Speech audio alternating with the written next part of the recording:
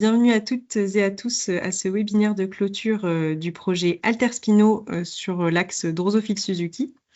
Juste avant de démarrer officiellement le webinaire, quelques règles de bonne conduite dans ce webinaire.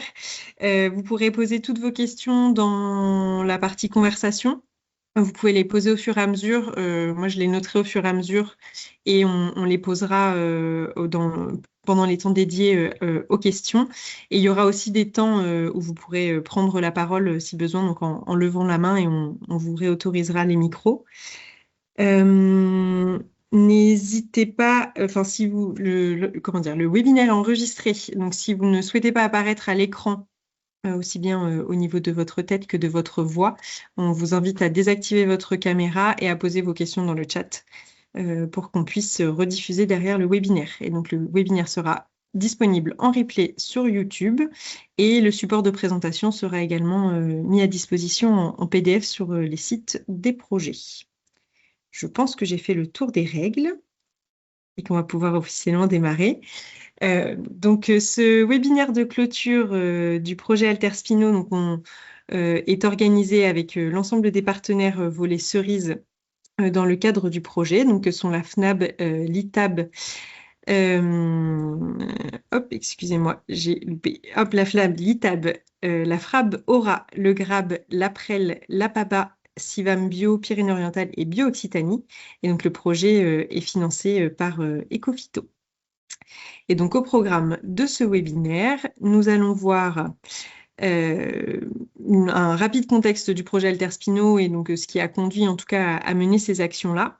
Et le gros temps du webinaire sera organisé pour voir les leviers de gestion contre Drosophile Suzuki, notamment en faisant un gros focus sur ces biologies et les leviers d'action associés en parallèle au cycle de la drosophile. On fera des temps de focus sur les résultats d'une enquête qui a été menée sur les pratiques des producteurs et des focus sur les essais menés dans le cadre du projet. Et puis, on vous présentera les outils disponibles à l'issue du projet et les perspectives à la suite. Voilà. Et donc, je donne la parole à Anne-Laure Dossin de la FNAB, représentante chef de projet pour Alterspino. Bonjour à toutes et tous. Donc voilà, en quelques slides, je vais vous présenter rapidement le contexte de ce projet Alterspino. Alors du coup, c'est un projet, comme l'a dit Florine, financé dans le cadre d'Ecofito 2+. Donc il aura duré un peu plus de 3 ans. Il se termine à la fin de ce mois de mai, là. Il a démarré en mars 2023. Donc c'est la FNAB qui en a assuré la coordination générale tout le long du projet. Et une petite parenthèse, je remercie Inès Plumcock qui n'est plus là, mais voilà, qui a beaucoup contribué au montage et au bon déroulé de ce projet. Et donc les partenaires pour le volet cerise fraise, parce que dans ce projet Alterspino, il y a un volet dorifort de la pomme de terre, donc c'est pas l'objet ici aujourd'hui. Mais donc sur ce volet cerise fraise, les partenaires étaient donc 4 groupements d'agriculture biologique, donc Bio-Occitanie, le Civam Bio 66 aux Pyrénées-Orientales, l'APABA pour l'Aveyron et la FRAB Aura, donc Fédération régionale d'agriculture bio d'Auvergne-Rhône-Alpes. Il y avait également 2 stations expérimentales, donc le GRAB et l'APREL, et l'Institut technique l'ITAB, bien sûr.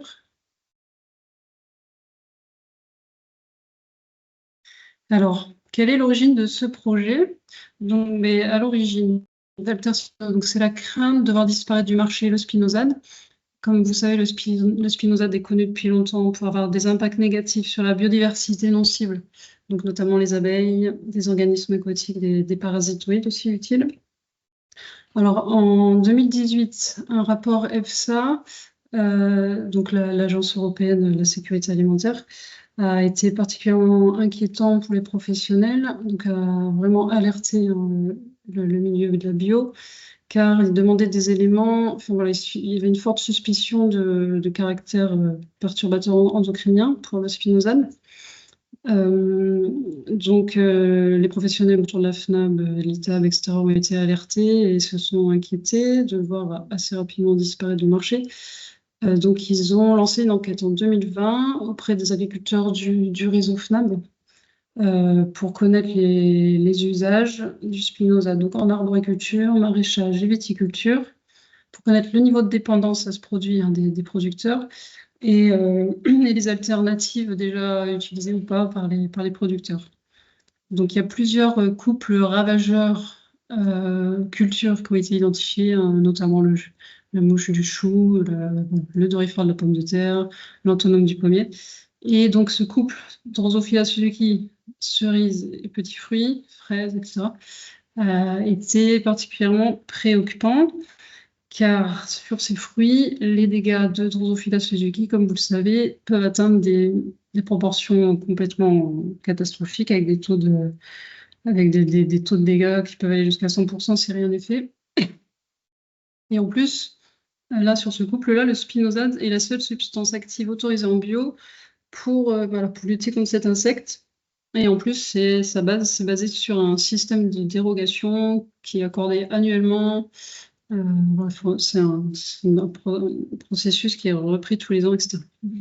Alors, il y a une nouveauté depuis 2024. L'EFSA a eu, donc l'Agence européenne de la sécurité des aliments, a eu deux nouveaux éléments contradictoires, enfin rassurants, on va dire, rassurants, qui ont dit non, bah, finalement, le spinosade n'est pas perturbateur endocrinien. Bon, c'est pas dit qu'un jour ça rechange pas, enfin, ça ne revire pas de situation. Et puis de toute façon, son impact sur la biodiversité demeure une forte préoccupation. Donc voilà, le sujet de trouver des alternatives à cette substance reste entier. Merci, Andy. Et donc les actions qui ont été réalisées sur l'axe Drosophila Suzuki dans le projet Alterspino donc sont les suivantes. Donc des essais, voilà, c'était le gros du temps, hein, passé sur des essais de produits alternatifs au spinosade. Il y a une enquête qui a été réalisée sur les pratiques des agriculteurs, donc des pratiques alternatives au spinosade. Il y a un diagnostic des situations d'usage qui a été réalisé auprès des agriculteurs aussi et des conseillers. C'est un travail d'enquête destiné à connaître les freins et les leviers à l'adoption de nouvelles techniques pour mieux définir les livrables à créer dans le cadre du projet. Il y a également une importante recherche bibliographique sur le cycle de Drosophila suzuki qui a été réalisé. Il y a des ateliers d'experts aussi qui ont été animés pour co-construire un outil synthétique qui sera présenté tout à l'heure, donc le tableau des bioagresseurs. Et puis voilà, d'autres livrables aussi qui ont été réalisés. Merci, Maudit. Et donc aujourd'hui, on va vous présenter donc sur une base un peu enfin, ludique, enfin, voilà, quelque chose qu'on veut dynamique et plus facile à comprendre pour vous peut-être. Donc sur la base du cycle et de la biologie de Drosophila suzuki, on va essayer de relever tous les leviers de contre-attaque contre elle, hein, au fur et à mesure de ce cycle, en faisant à chaque fois des focus sur les essais menés dans le cadre du projet et aussi quelques petits focus sur les pratiques recensées dans l'enquête là qu'on appelle la traque à l'innovation. Voilà, donc je laisse la parole à Marc.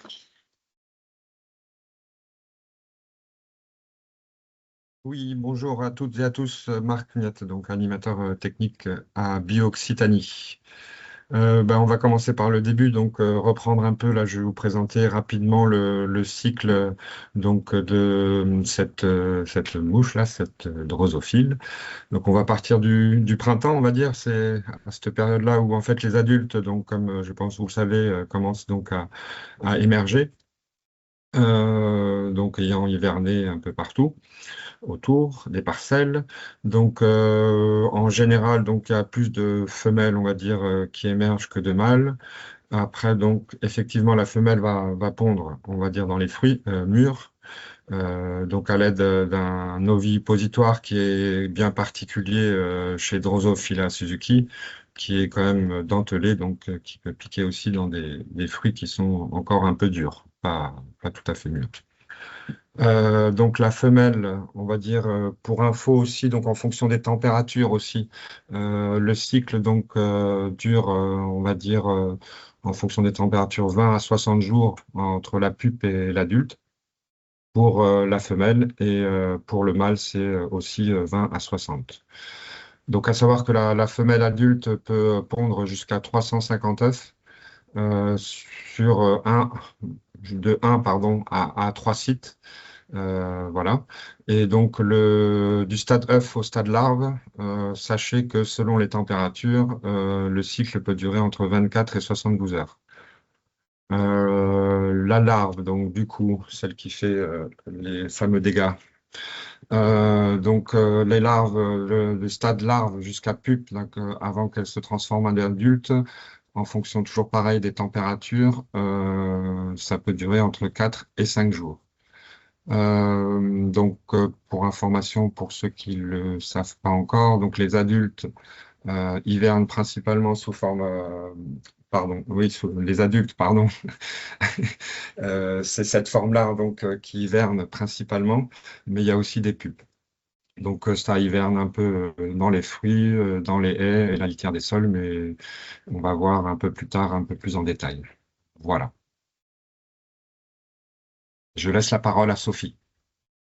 Voilà, donc on a vu le cycle de ce ravageur de la Drosophila suzuki, et là on va dérouler le webinaire avec les saisons. Donc là, on est dans la période de février-mars. Notre Drosophila suzuki est sous forme adulte et pupe. Et en fait, dans cette période de février-mars, l'hiver s'adoucit, la mouche adulte ne dort pas. Elle est toujours présente, affamée et prête. Prête à quoi? Prête à arriver petit à petit à s'approcher de la culture. Donc la biologie de ce bioagresseur, la biologie de cette Drosophila suzuki, en hiver, elle a une forme hivernale un peu plus sombre et plus résistante, assez résistante aux températures notamment. On en parlera un peu plus tard dans la partie hiver. Les femelles sont majoritairement des femelles fécondées avant l'hiver et elles passent l'hiver, donc elles sont prêtes à pondre dès le premier réchauffement climatique. Elles se nourrissent du nectar présent, des fruits en décomposition au sol qui peuvent encore exister, de la sève, parce qu'elles ont besoin de protéines pour pouvoir pondre. Et les zones de repli de cet adulte, c'est le pourtour des parcelles, c'est la lisière de forêt, ce sont les haies, les arbres isolés et le sol. Donc au niveau tactique, quelle contre-attaque on pourrait mettre en place? Eh bien, on peut essayer de couper les vivres à cet adulte en nettoyant les plantes hôtes alternatives, voilà, en essayant de ne pas les multiplier, on va dire au moins. De nettoyer d'anticiper le nettoyage, c'est-à-dire de bien travailler le sol, de ne plus avoir aucun fruit au sol non complètement détruit, non complètement composté, donc soit en les ramassant, soit en les broyant, parce que ça peut potentiellement être un réservoir pendant l'hiver. Et puis on peut commencer le piégeage des adultes. Voilà. La lutte contre la Drosophila suzuki démarre très tôt pour pouvoir avoir un impact. Et si on nettoie nos abords de culture dès cette période février-mars, on peut réduire le nombre de bioagresseurs présents dans la culture qui va commencer à mûrir. Pour pouvoir piéger, on a dans ce projet Alterspino fait quelques tests d'attractifs pour optimiser les attractifs et essayer de capturer le mieux possible et de façon la plus sélective la Drosophila suzuki. Donc on a fait des tests sur 2-3 ans. De cette façon-là, c'est-à-dire qu'on ne s'est pas placé dans les tunnels, mais on s'est bien placé dans les haies diversifiées où la drosophile était présente.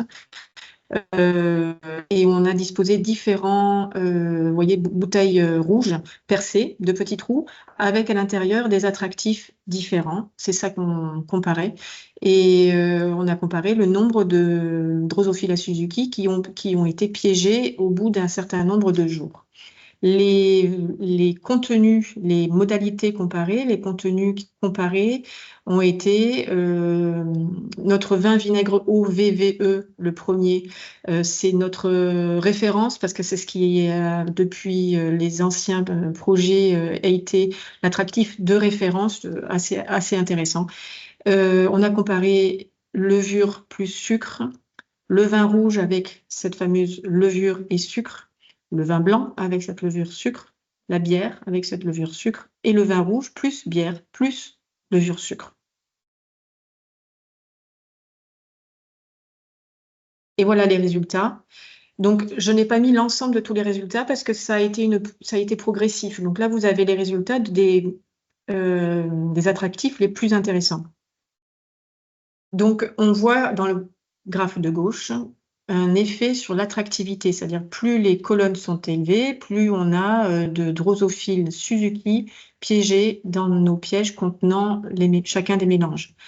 Le mélange de droite, vin rouge plus levure plus sucre, est le meilleur des attractifs, avec une différence statistique comparée à d'autres pièges que l'on voit plus à gauche.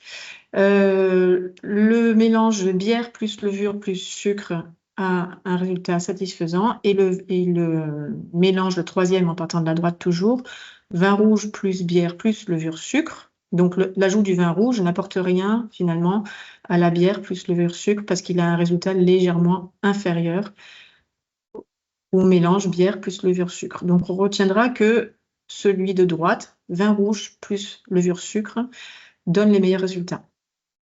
Et à droite, on a regardé plutôt l'aspect, bon ben, on capture beaucoup de Suzuki, très bien, mais est-ce qu'on capture pas beaucoup d'autres choses? Eh ben, c'est le graphe de droite qui va nous permettre de le voir. Et on voit que notre meilleur attractif, donc vin rouge plus levure sucre, est la troisième colonne, donc en partant de droite. Donc il n'est pas très sélectif, il capture d'autres choses, pas mal d'autres choses. Et le mélange le plus sélectif qui capture le plus de Druso Suzuki, c'est le mélange bière plus levure sucre. Voilà. On va du coup avoir une première petite phase de questions, notamment sur cette présentation sur la levure.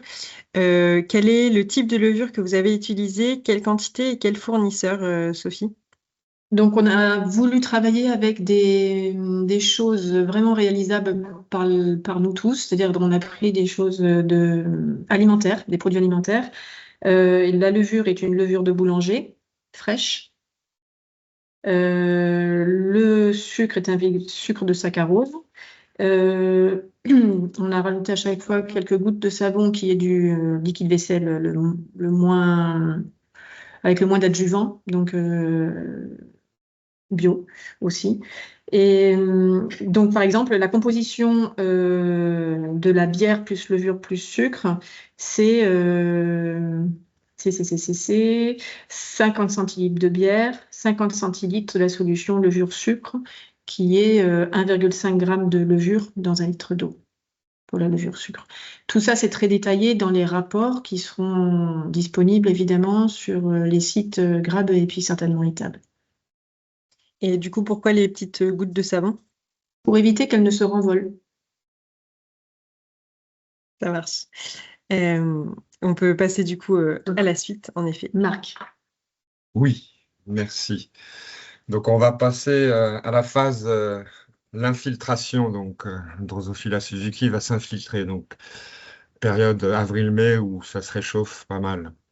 Donc en fait la mouche repère plutôt par rapport à l'odeur en fait. Elle vole, donc elle sent, elle a un odorat assez développé des fruits qui commencent leur maturation. Et elle va essayer donc de trouver la brèche pour accéder à ces fruits.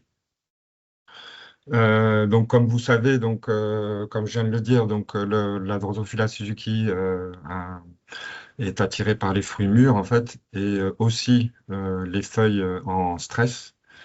Par contre, le vol est quand même assez limité s'il n'y a pas de vent. Et par contre, elle peut faire quelques kilomètres s'il y a du vent. Mais par contre, elle est très précise dans son vol. Voilà. Les points faibles en fait au niveau de ce repérage, c'est que quand même pour son bon développement, elle a besoin donc de chaleur, mais aussi d'humidité pour se développer au maximum, pour prospérer. Donc là, à ce stade-là, la contre-attaque, euh, celle je pense que vous connaissez tous, c'est donc de boucler le verger ou les parcelles de fraises ou les serres. Donc installer en fait des filets anti-roseaux 2 à 3 semaines environ avant la récolte. Donc il y a une petite astuce, ça c'est un retour de l'enquête là auprès des producteurs. Donc si la fermeture est assez précoce, donc avant l'ouaison, il est conseillé en fait d'introduire des pollinisateurs. L'autre moyen aussi, c'est bien sûr, c'est de rendre hostile la parcelle en question. Donc taille et éclaircissage, donc pour aérer le feuillage, pour avoir une meilleure lumière, donc plus de chaleur. Donc les mouches, vous aurez bien compris, sont moins actives. Il y a aussi le système de leurre, donc les plantes pièges, comme on appelle dead end. Donc à mettre en périphérie. Alors on vous a donné là un exemple. Donc c'est le Pyracantha, Prunus padus aussi. Mais attention, le Pyracantha, évitez donc quand même de l'installer si vous avez d'autres parcelles autour des parcelles de pommiers notamment. Voilà. Ou de poiriers. Donc voilà. Après, il y a les barrières physiques. On va en reparler là après. Les barrières physiques, donc l'utilisation d'argile ou de talc, donc pour limiter l'attrait olfactif. Alors, l'histoire, c'est conclure par rapport à cette infiltration, c'est que il faut laisser aucune chance, aucune porte ouverte donc à notre mouche en question. Et donc un filet installé à temps, c'est la meilleure armure qu'on puisse avoir.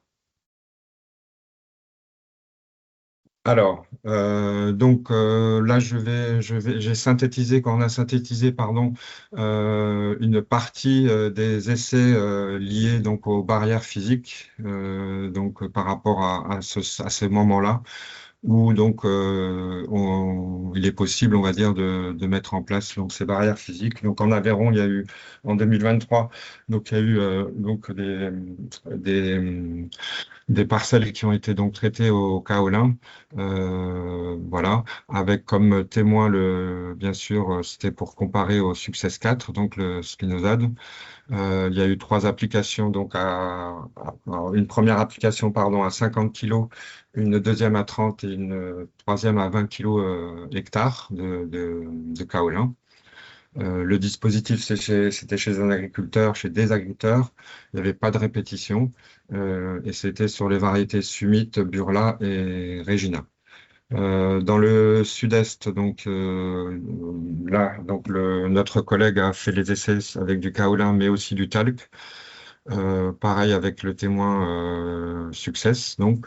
Et ces essais ont été menés en 2023 et 2024, donc en randomisation, donc avec 4 répétitions, donc chez un producteur sur la variété Burla.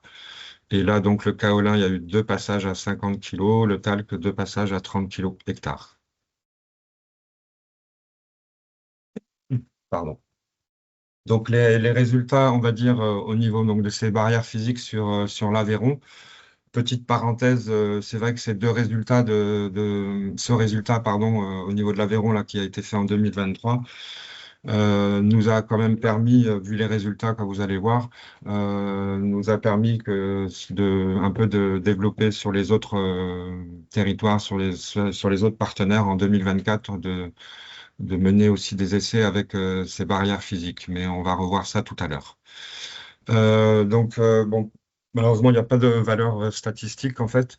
On ne peut pas comparer statistiquement, mais quand même, donc, ce qui en ressort, c'est que, en fait, il y a quand même un effet du kaolin qui serait équivalent au spinosad sur les variétés summit En fait, le résultat, on voit qu'il y a 9% de cerises piquées, comme vous le voyez à l'écran.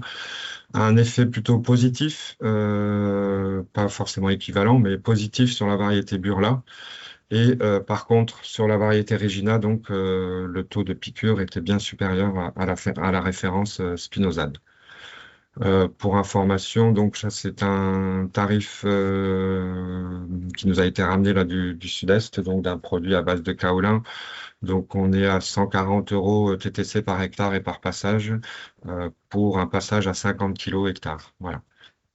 Donc c'est le produit Socalci Arbo. Donc là nous allons aller sur le Sud-Est. Donc au niveau sur 2023, donc pression de Drosophila Suzuki était donc modérément importante.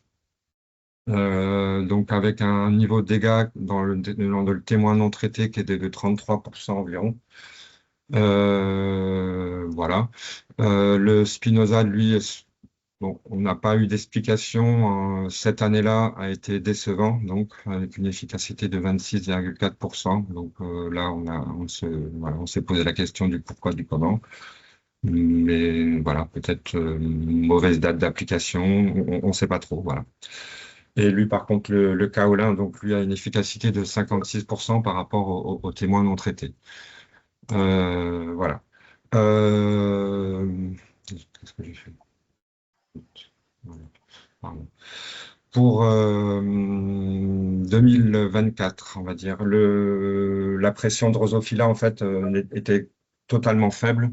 Donc en fait, ce qui nous a permis de rien sortir en fait au niveau de cet essai de 2024, c'est qu'il n'y a pas il y a aucune efficacité, l'efficacité n'est pas significative par rapport au spinosade. Donc là, je reprends pas là le coût, je voulais déjà poser. Donc là, on va passer au talc sur le sud-est. Les résultats donc 2023, comme je vous disais, donc ça c'est la même, c'était sur la même parcelle, hein. Donc pareil, spinosade décevant.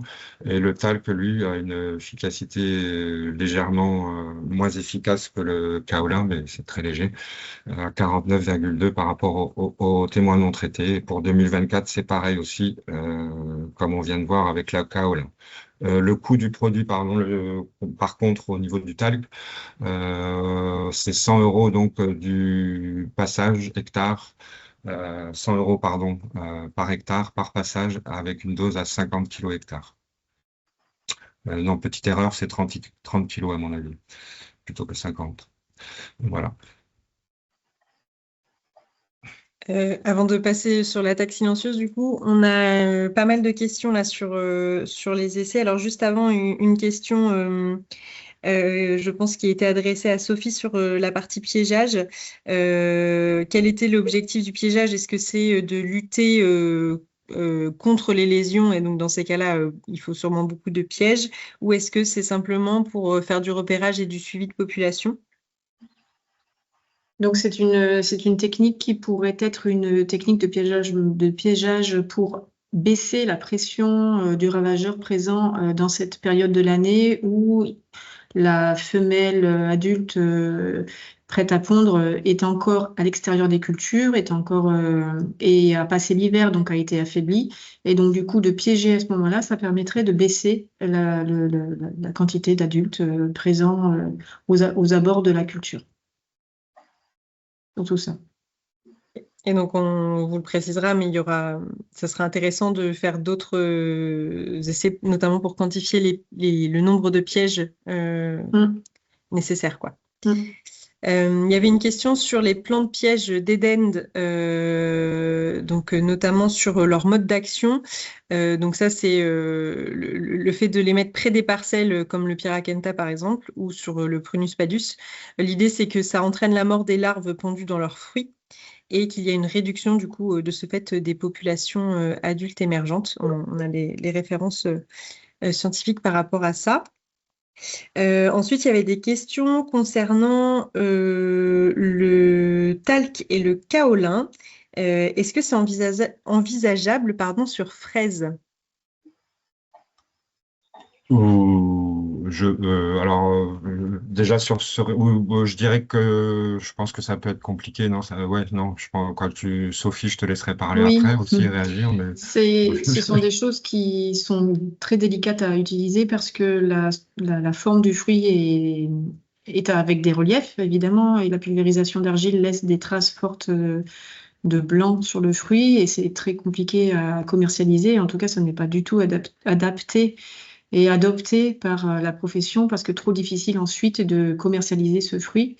On a déjà des difficultés à commercialiser la cerise traitée avec certains produits blancs qui laissent des traces du coup. Maintenant, c'est difficile à commercialiser pour le circuit long, mais pour le circuit court, les producteurs, en expliquant ce qui se passe, en expliquant que cette lutte avec des moyens très soft permet d'avoir des bons résultats et d'éviter des produits phytosanitaires, ils arrivent vraiment à convaincre les consommateurs et voilà. Mais sur le fruit type cerise, type fraise, pardon, ce n'est pas utilisé. Et du coup, Marc, petite question pour toi.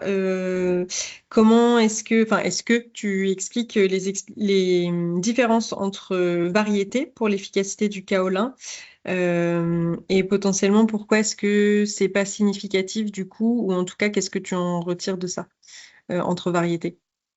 bah, c'est qu'en fait, la pression n'était pas forcément sur 2 sites. Elle n'était pas forcément, là, les résultats ce dont je vous parlais, c'est sur 2 sites, en fait, la pression Drosophila Suzuki n'était pas énorme, en fait. Il n'y a pas eu de pression.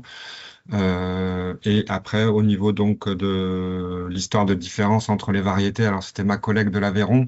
Il y avait un côté cette année-là, parce qu'il y a des années c'est l'inverse.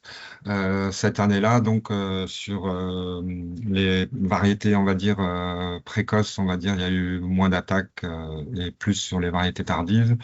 L'année d'après, c'était plutôt l'inverse. Donc au début, on pensait que c'était par rapport à la précocité des cerises, mais au final, non. Voilà. Alors, je sais pas si j'ai répondu, on va dire, à la question, mais c'était statistique. C'est que oui, je répète, c'était plus une histoire de pression Drosophila Suzuki par rapport à, parce qu'on a fait, peut-être qu'on vous l'a pas dit, mais sur chaque site d'essai chez les producteurs, on faisait aussi un suivi des vols, de la dynamique du vol de Drosophila Suzuki. Voilà. Ok. Et dernière question sur ce sujet-là. Quel est le matériel de pulvérisation qui a été utilisé, Marc? Alors en Aveyron et aussi donc sur le Tarn-et-Garonne, c'était les pulvées des producteurs. Et dans le sud-est pour l'année 2023-2024, ça a été fait au Solo, je crois, là, à l'atomiseur Solo. C'était des répétitions et avec répétition, pardon. Et voilà. Voilà.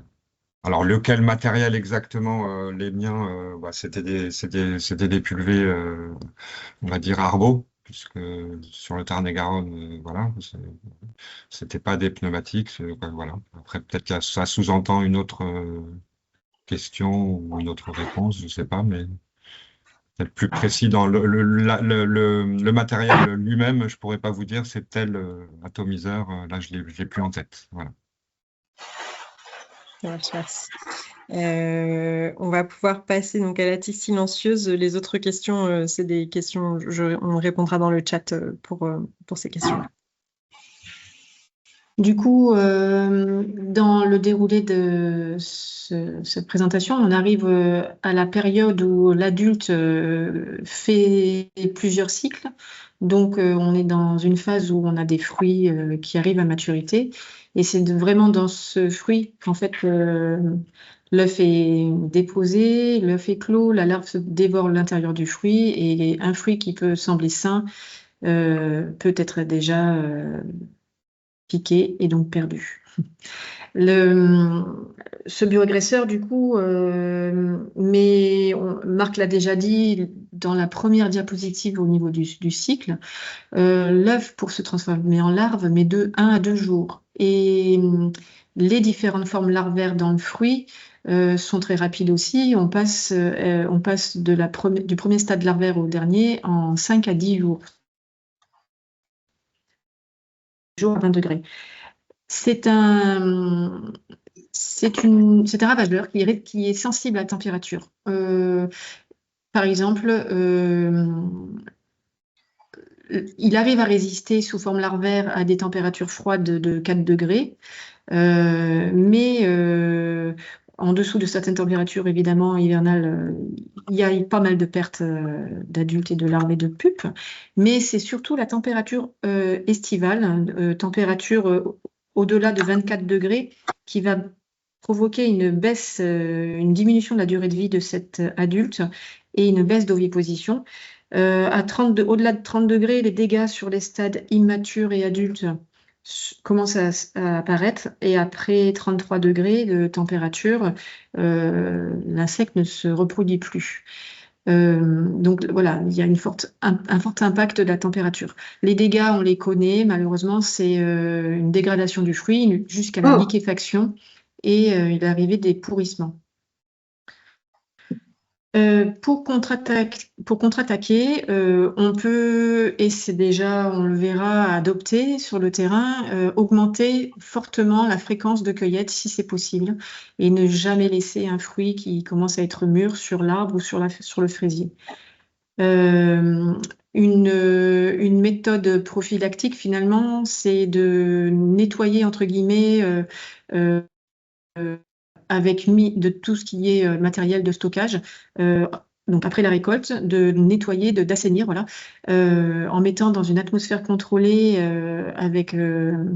chargée en CO2 à 100% pendant au moins 3 heures, puis une réfrigération d'une semaine à 4 degrés. Et cet ordre-là est important et les étapes doivent être respectées pour avoir une bonne efficacité. Et puis, il y a aussi le recours, et on y croit fort, à tout ce qui est lutte biologique par les parasitoïdes. On a déjà un parasitoïde endémique, mais il n'est pas spécifique, c'est Trichopria drosophilae. Et on a de grands espoirs avec les lâchers de Ganaspis brasiliensis, qui sont des parasitoïdes larvaires. Voilà, et c'est en cours d'étude par l'INRA. Un fruit ramassé à temps est donc un fruit certainement sauvé. C'est le mot de conclusion de cette petite diapo.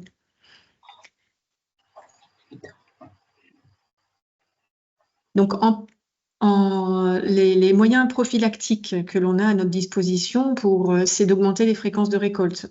Donc, récolter souvent pour ne pas laisser le temps aux femelles de piquer et surtout aux larves de se développer dans les fruits quand elles ont déjà déposé leurs œufs, c'est vraiment très important. C'est le levier principal évoqué par les producteurs de fraises. 10 sur 11 se saisissent de ce levier et en sont satisfaits. Et sur ces 10 producteurs de fraises activant ce levier, 6 récoltent leurs fraises chaque jour. 2 tous les 2 jours et seulement 3 tous les 3 jours. Évidemment, ces résultats sont fonction de la pression présente pour chacun d'entre eux. Et en cas de forte pression, 2 producteurs récoltent les fruits qui commencent à tourner, c'est-à-dire pas ceux qui sont complètement rouges et complètement mûrs, mais légèrement qui commencent à virer.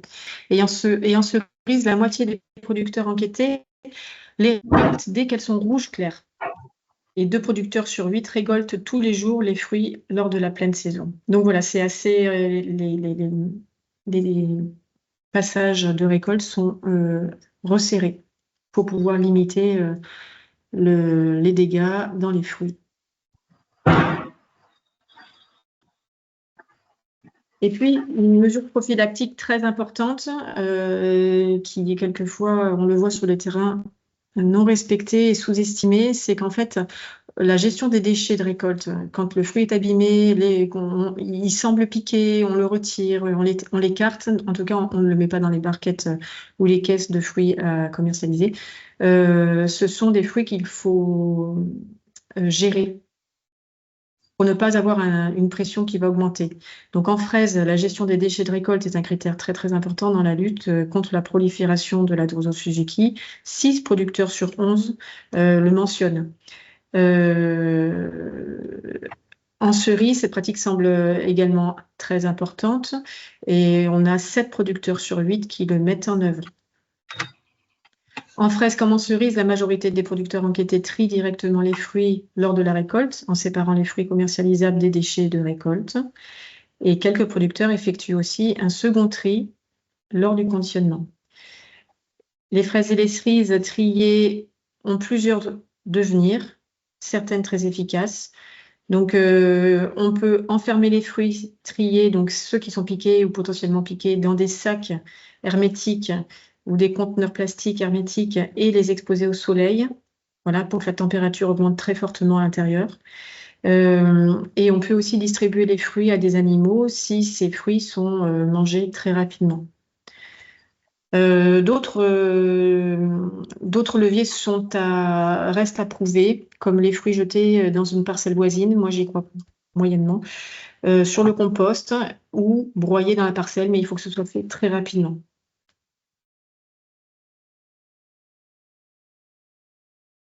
Alors, j'enchaîne sur Oui, Pardon? pardon Marc, Oui, oui, il y peut-être a les questions. une toute petite phase de questions. Alors, vous n'aurez pas forcément la réponse, mais en tout cas, est-ce qu'il y a eu, vous avez des échos ou est-ce que dans le cadre du projet, on a des résultats sur le fait que les parcelles plus exposées au vent seraient moins touchées? À ma connaissance, ça n'a pas été étudié. J'ai Ouais. pas remarqué plus que ça, non. En tout cas, dans le cas d'Alterspino, ça n'a D'accord. pas été étudié, mais Sophie, ouais, tu as peut-être des éléments de précision.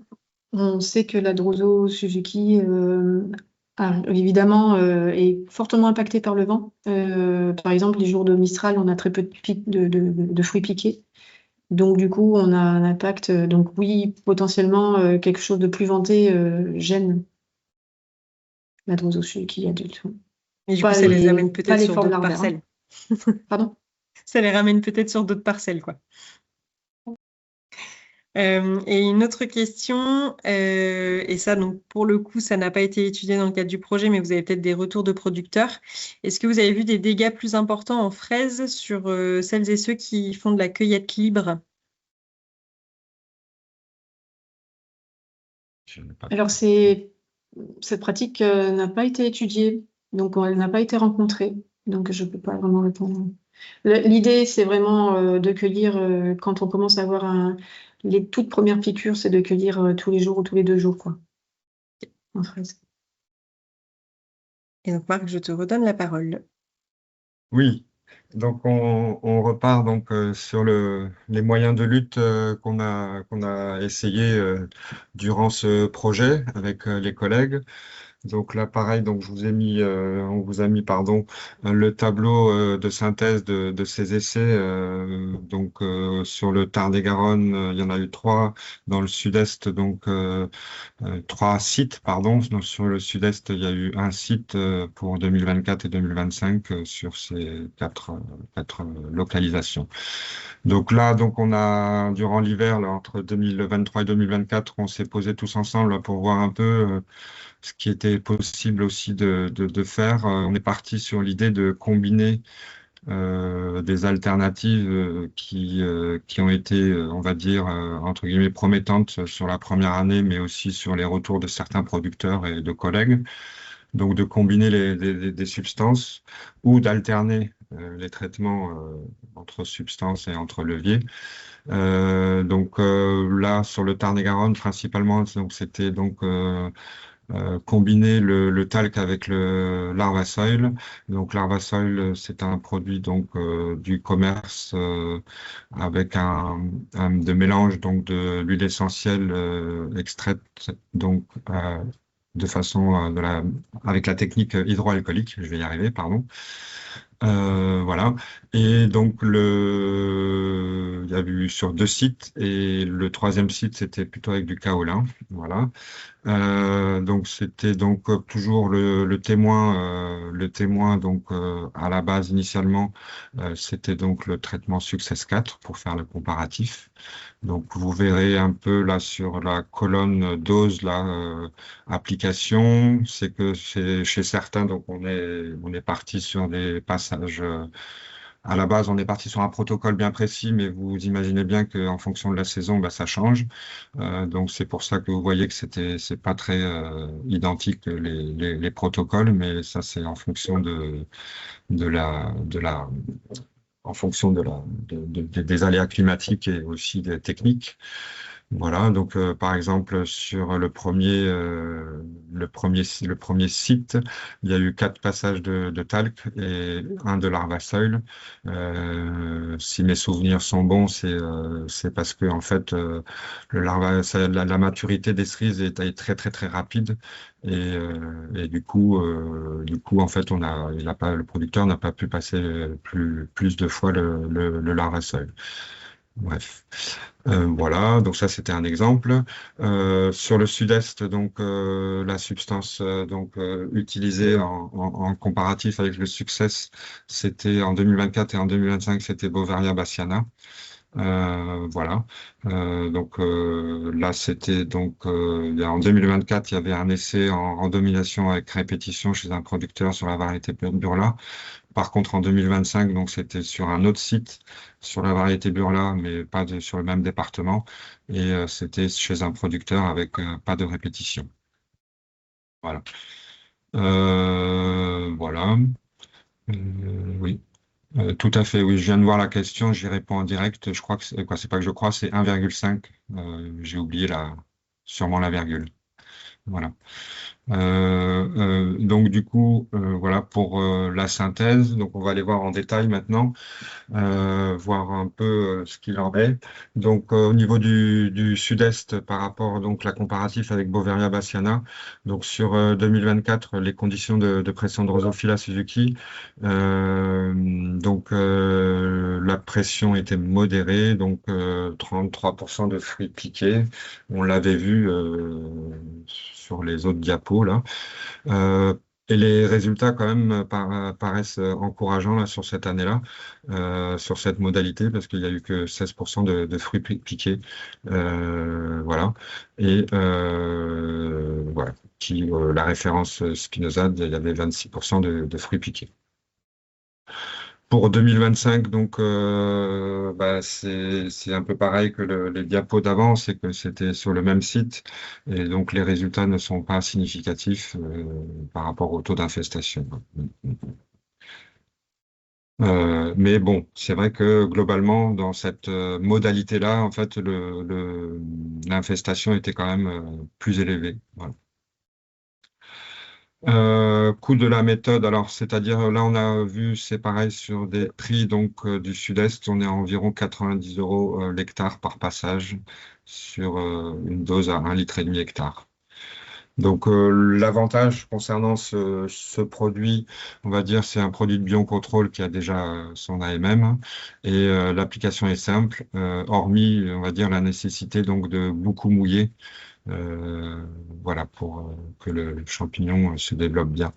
Le seul inconvénient, oui, c'est l'inverse, c'est-à-dire que comme c'est un champignon, donc il a besoin d'un taux d'hygrométrie très élevé, pardon, pour bien fonctionner, pour bien se développer, vous l'aurez bien compris.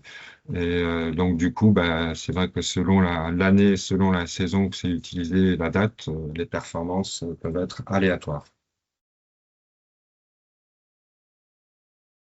On part sur le Tarn-et-Garonne, donc avec les résultats de combinaison, on va dire, de produits tels que Larvasoil et Kaolin Larvasoil.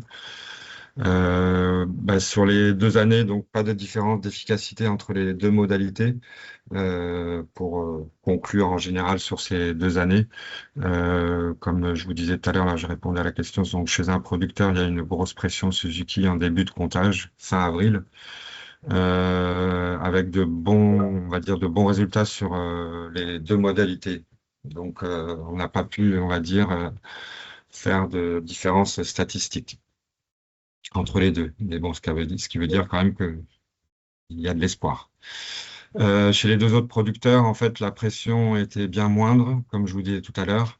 Et donc, pareil, donc on n'a pas pu avoir une différence statistique entre le témoin et la modalité alternative. Au niveau pour 2025, donc pareil, pas de différence significative au niveau entre les deux modalités, mais à noter que effectivement, la particularité de cette année, c'est que chez deux producteurs, en fait, le spinosane n'a pas été passé, les aléas, du fait en fait des conditions climatiques qui étaient assez pluvieuses pendant un moment, et bien sûr l'histoire de la DAR, du délai avant récolte, donc ils n'ont pas pu le passer. Et petite remarque aussi, c'est que cette année-là, chez un producteur, c'est les dégâts de punaises qui ont plus impacté les cerises que la Drosophila Suzuki.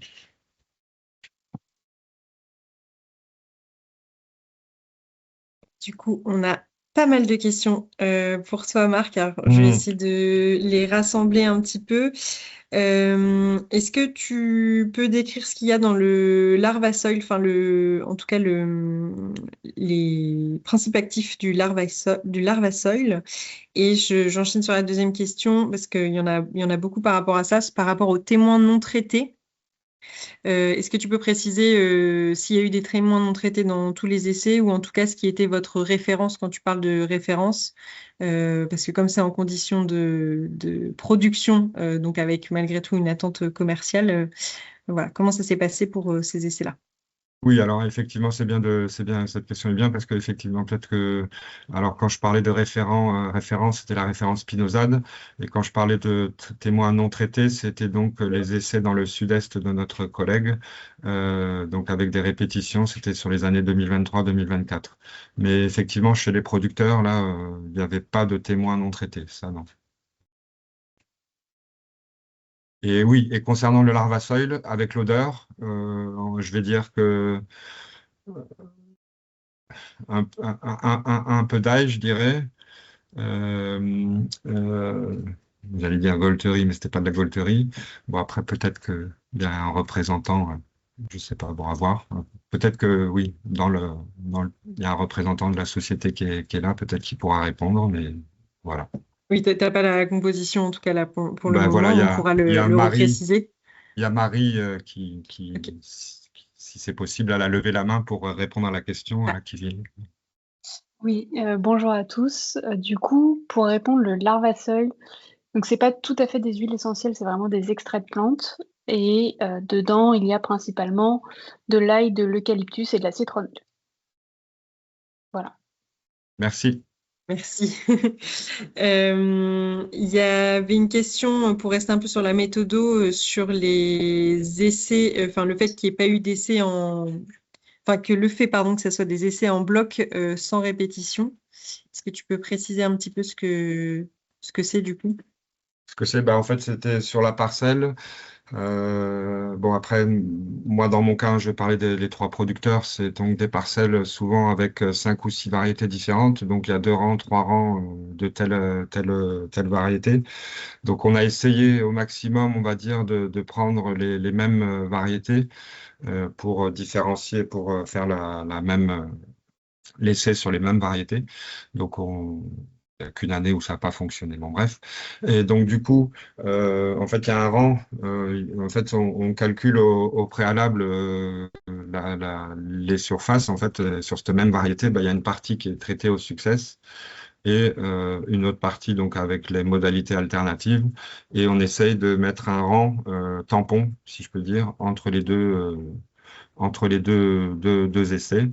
Et du coup aussi, quand on est sur ce rang tampon des deux côtés, on n'ouvre pas, quand le producteur n'ouvre pas en fonction de sur quelle modalité il est.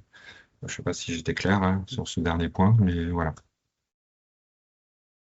Oui, en tout cas, ce qu'il faut garder en tête, c'est que là, on est dans des situations de production avec, enfin, production commerciale et que pour le coup, il a fallu aussi s'adapter aux pratiques déjà mises en place par les producteurs.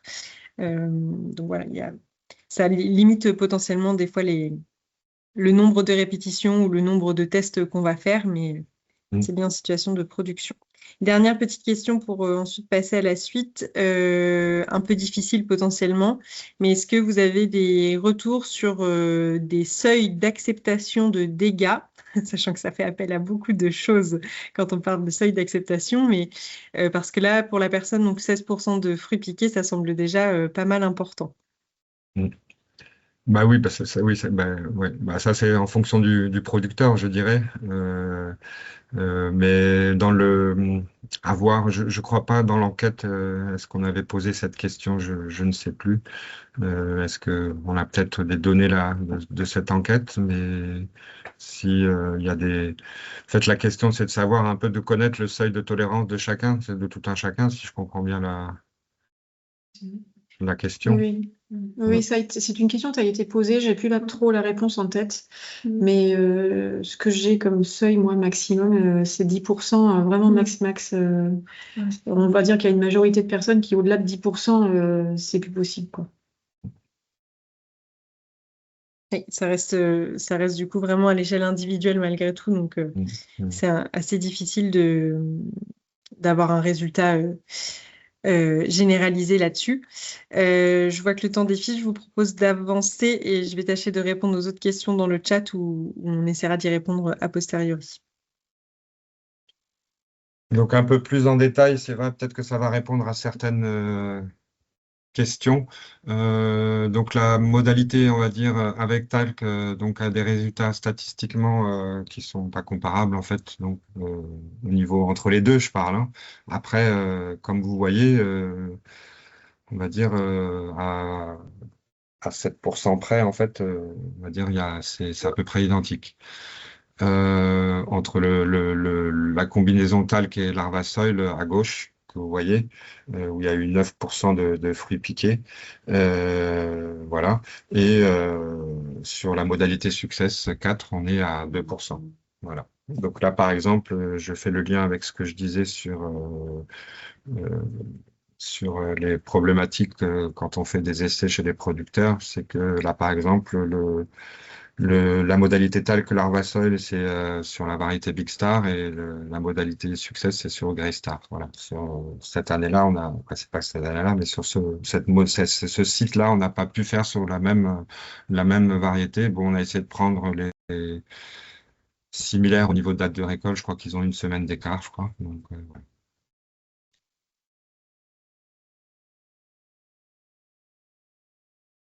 On part là chez sur un autre site, donc où là c'était sur la variété du Roni.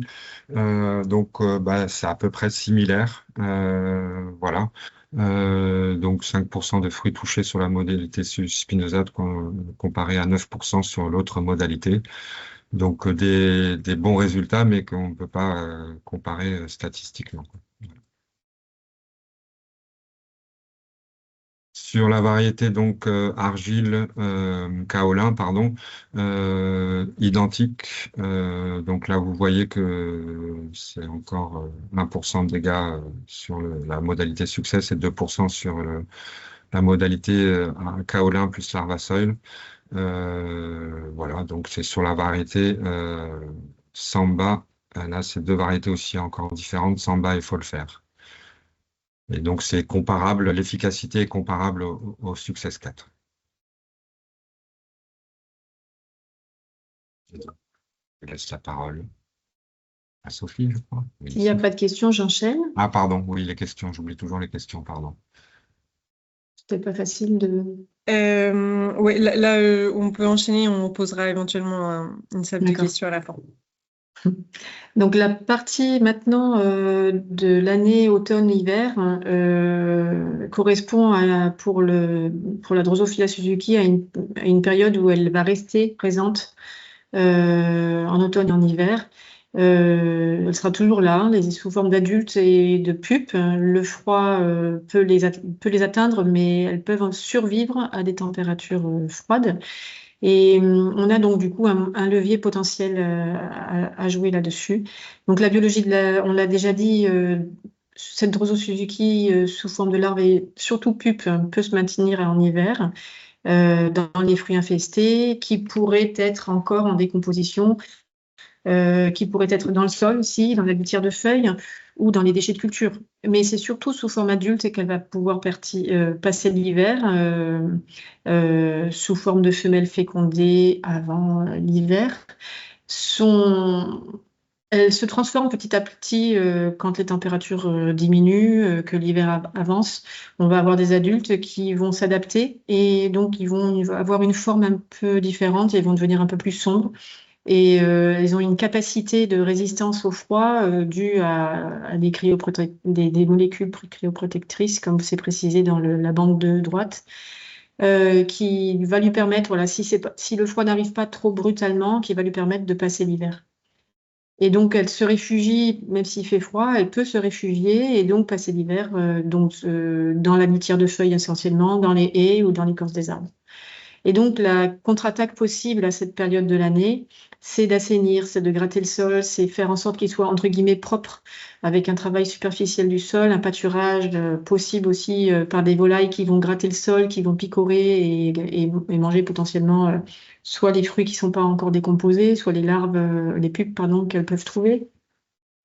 Et puis, on peut aussi avoir un impact, avoir une gestion des plantes refuges dans le pourtour de la parcelle avec une limitation, pas forcément les éliminer complètement, mais limiter les plantes hautes, ne pas faire en sorte qu'elles soient trop importantes, surtout des plantes comme les mûres sauvages, le sureau, le chèvrefeuille, qui sont des garde-manger pour la Drosophila Suzuki en hiver. Voilà, un verger entre guillemets propre en hiver est un verger mieux protégé et qui permet pour le printemps. Sinon, ben, on les maintient en vie et on nourrit le bioagresseur pendant cette phase-là.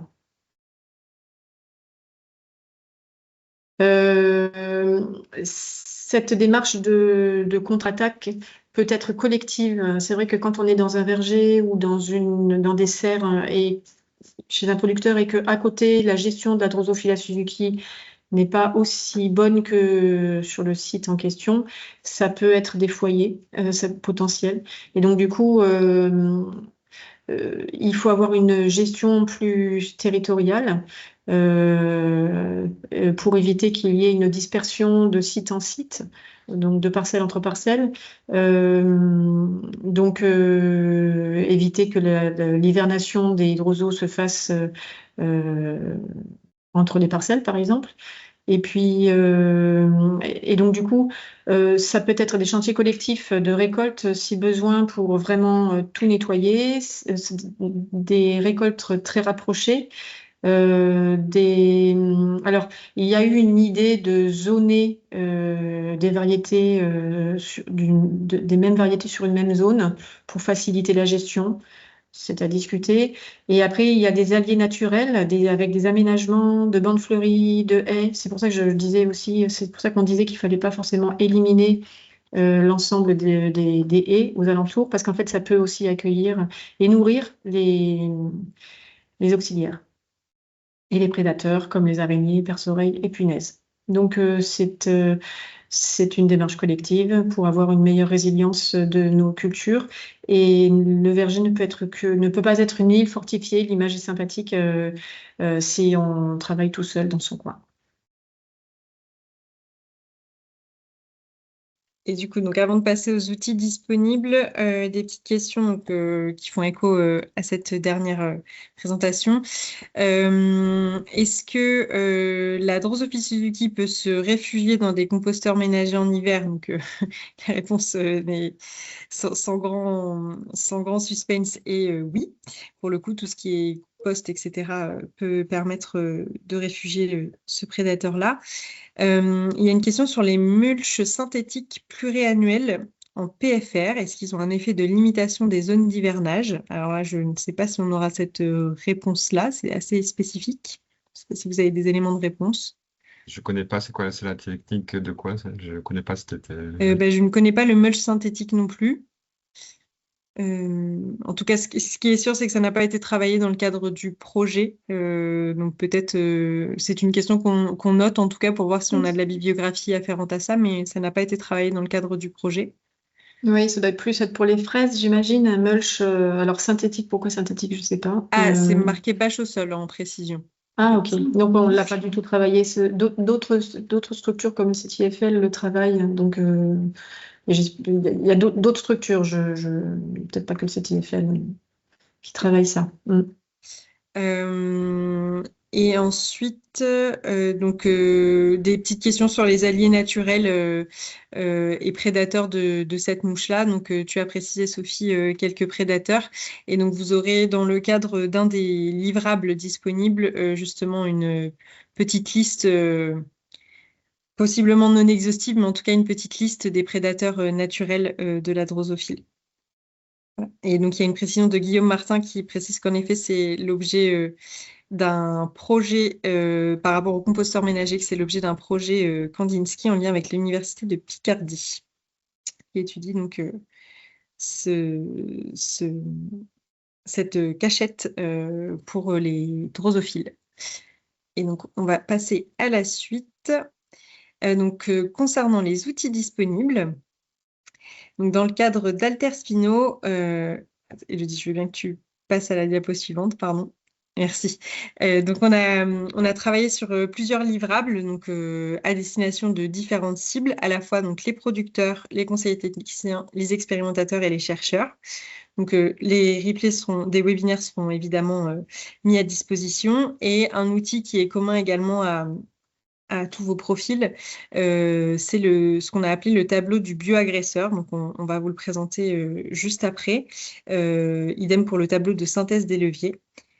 Il y aura également à disposition une fiche synthétique sur les méthodes préventives utilisées par les agriculteurs enquêtés. Donc ça, c'est plutôt à destination des producteurs et des conseillers techniciens, mais ça peut servir à tout le monde malgré tout. Également une fiche synthétique sur les méthodes curatives qui auront été testées dans le cadre d'Alterspino.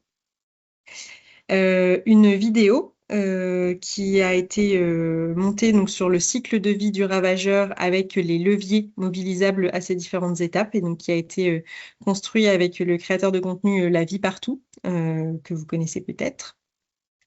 À destination spécifiquement des expérimentateurs et des chercheurs, il y a donc une synthèse du diagnostic des situations d'usage qui a été menée sur cerises et pommes de terre, mais pour le coup plutôt sur la gestion, enfin les gestions alternatives au spinosade sur ces deux cultures-là, donc qui sera disponible, et puis tout ce qui est compte rendu d'expérimentation également. Et enfin, plutôt à destination conseillers techniciens expérimentateurs, tout ce qui est lié à la traque à l'innovation sur les pratiques alternatives des agriculteurs, sachant que ça peut également servir aux producteurs pour avoir des références sur ce que font vos pairs. Et donc, si on fait un petit focus sur le tableau des bioagresseurs, qu'est-ce que c'est? Donc, vous avez une capture d'écran à droite. Donc, le tableau des bioagresseurs, en fait, il se compose en 4 colonnes. La première colonne de gauche retrace toute la biologie de l'insecte, avec vraiment le détail de voilà, ses zones de vie, comment est-ce qu'elle évolue, vraiment sa biologie et son environnement de vie. Et ça va mettre en parallèle, donc sur la troisième et la dernière colonne, tous les leviers mobilisables et les familles de leviers mobilisables pour lutter sur ce bioagresseur-là en fonction de son cycle, de la phase de son cycle. Donc, vous allez avoir la grande famille de leviers et en dernière colonne, la technique précise, ou en tout cas la combinaison de techniques précises qui rentre dans ces leviers-là. Donc, c'est un très gros tableau avec les références bibliographiques associées à chaque fois, qui paraît pas très digeste comme ça, mais qui pourtant a le mérite de mettre en rapport chaque technique par rapport au cycle de la drosophile. Et un autre tableau a été construit pour synthétiser l'ensemble des leviers. Et donc là, l'idée, c'était un petit peu de le construire avec une idée d'indice de confiance, ou en tout cas de qu'est-ce qu'on sait de ce levier-là, qu'est-ce qu'on en retire. Donc, on l'a construit avec l'idée de préciser les sources bibliographiques, les conditions d'expérimentation lorsque le levier a été expérimenté, les conditions d'échec. Et voilà, l'idée, c'était vraiment de quantifier est-ce qu'on a un fort niveau de connaissance de ce levier-là, et dans ces cas-là, comment est-ce qu'on le met en place? Et donc, l'autre petit focus, c'est sur les fiches qui sont réalisées. Donc, une fiche sur les mesures prophylactiques qui auront été recensés. Et donc là, pour le coup, vous en avez un aperçu à droite et une fiche sur les moyens de lutte directe. Et désolé pour cette... oui. En tout cas, fiche de moyens de lutte directe testée dans le cadre d'Alterspino. Donc ces deux fiches-là seront également disponibles sur les sites des projets.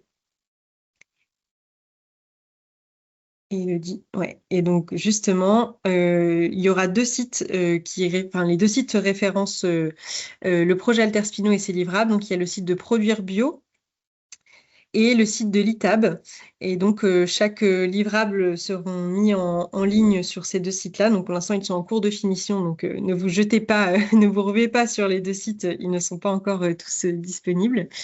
Et il y aura également l'ensemble des vidéos du projet qui seront disponibles sur les chaînes YouTube de la FNAB et de l'ITAB. Et donc, je passe la parole à Anne-Laure pour conclure sur ce qu'on retient et sur les perspectives de travail encore à mener. Alors, Élodie, ouais, merci. Du coup, on va faire avec ce petit schéma qu'on va regarder ensemble rapidement, hein. On va pas, vu l'heure, on va pas regarder dans le détail, mais les éléments principaux. J'espère que je ne vais pas vous embrouiller, parce que jusqu'à présent, on a parlé en fonction du cycle de Drosophila Suzuki, et là, on va parler en fonction du cycle de la cerise ou de la fraise, enfin, grossièrement, des étapes. Les étapes de production de la cerise et de la fraise. Donc là, on a les différents leviers identifiés à ces différents stades de culture.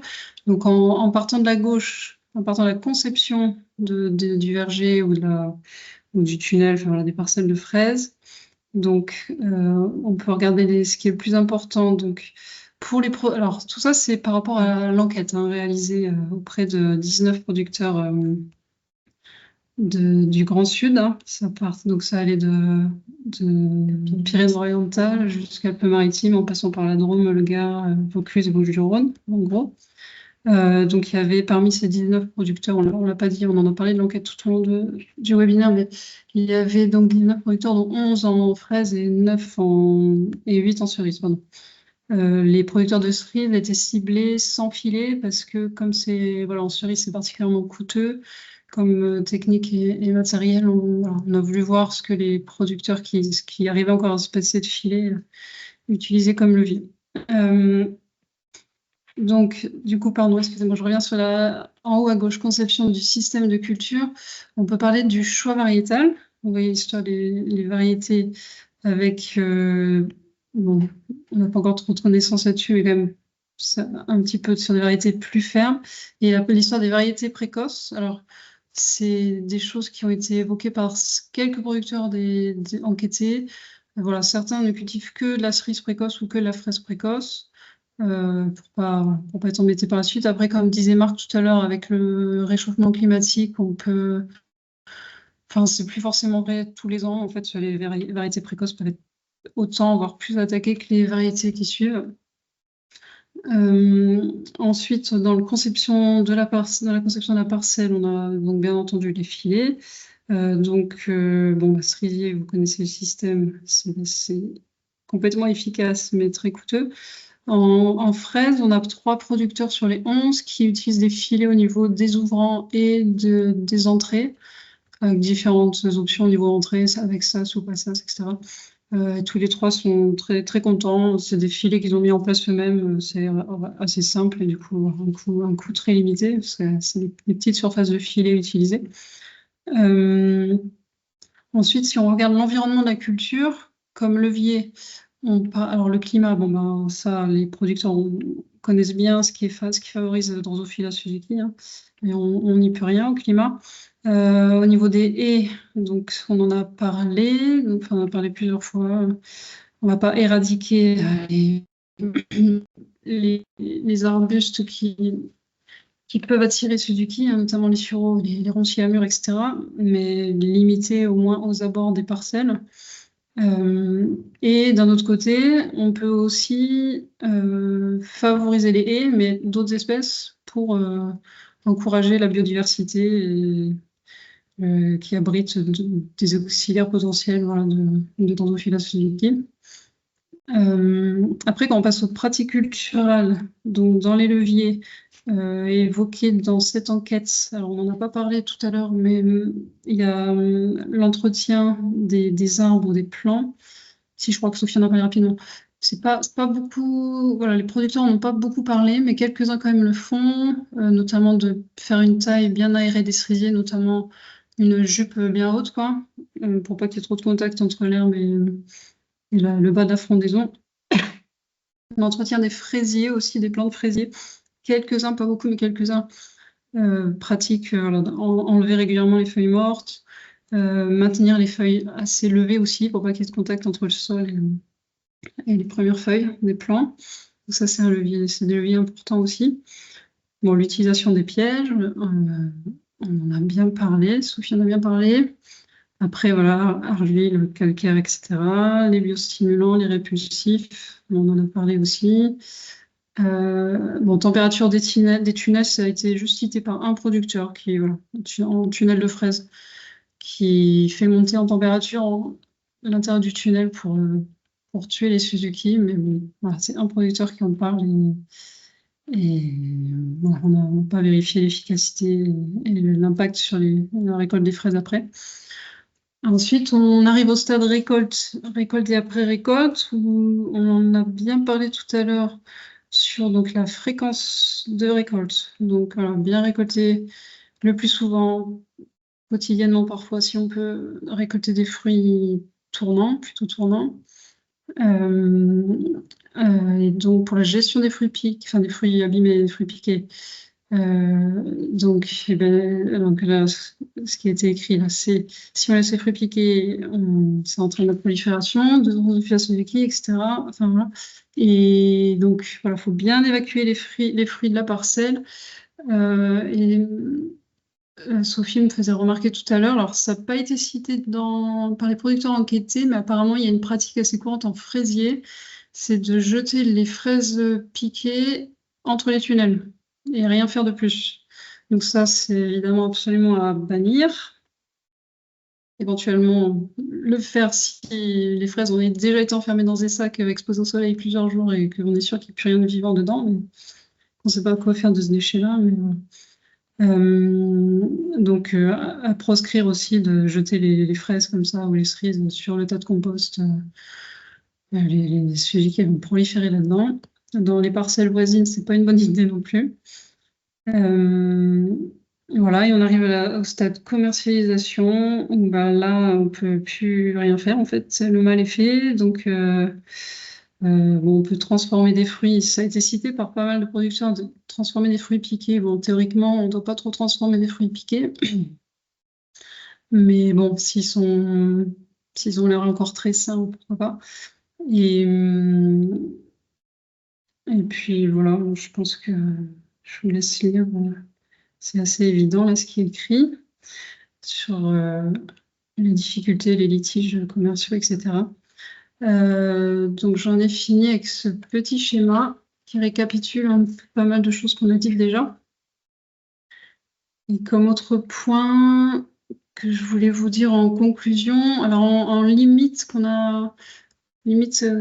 à laquelle on a été confronté beaucoup là, dans le cadre de ce projet, c'était des freins réglementaires par rapport à la possibilité d'expérimenter des nouvelles substances, donc notamment les PNPP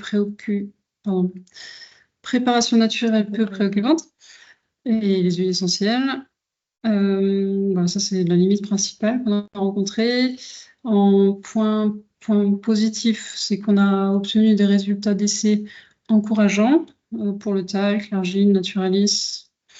J'ai pas cité l'Arvasol aussi, mais voilà, en mélange, il y a quand même des effets intéressants, même si voilà, c'est pas encore des résultats suffisants pour se passer totalement du spinosad. Donc à continuer, quoi. Et puis, du coup, cette enquête-là, cette fameuse enquête, a montré quand même que il y a beaucoup de producteurs qui ont conscience voilà, que les mesures prophylactiques, c'est vraiment important à mettre en œuvre et qu'ils le font, et que voilà, c'est aussi tout un ensemble de leviers à mettre en place, quoi. Voilà, il n'y a pas une solution miracle pour venir à bout de Drosophila Suzuki, c'est un ensemble de leviers à mettre en place. Elodie, ouais, merci.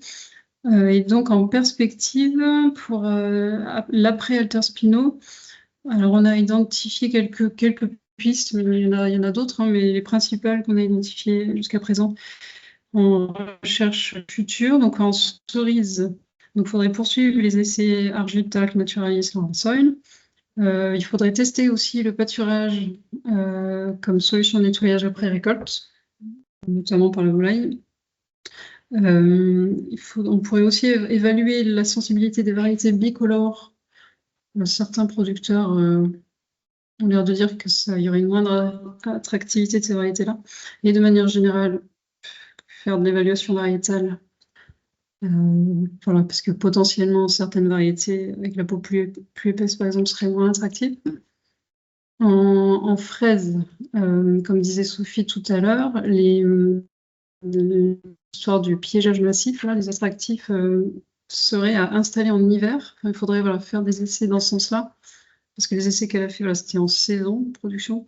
Mais voilà, l'idée là, ce serait de faire ces mêmes essais et installer les pièges en piégeage massif en hiver pour piéger les liquides dès qu'elles sortent de leur cachette.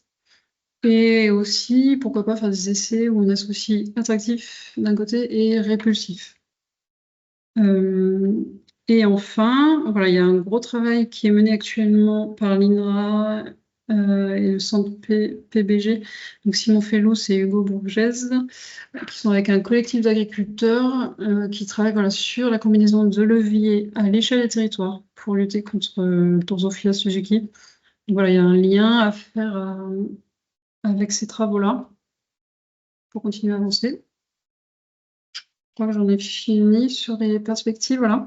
Donc, on arrive au bout de ce webinaire. Donc, nous tenons à remercier encore beaucoup le financement Ecofito avec l'OFB et le ministère, l'ensemble des partenaires qui ont participé à ce projet, les étudiants, il y en a eu plusieurs qui ont réalisé leur stage de fin d'études dans le cadre du projet, qui ont bien contribué aux données. Tous les agriculteurs et agricultrices mobilisés pour les essais et les enquêtes. Et également, les experts scientifiques et techniques ont été sollicités à diverses occasions, par exemple les ateliers des bioagresseurs, la relecture des livrables aussi. Voilà, merci beaucoup. Je laisse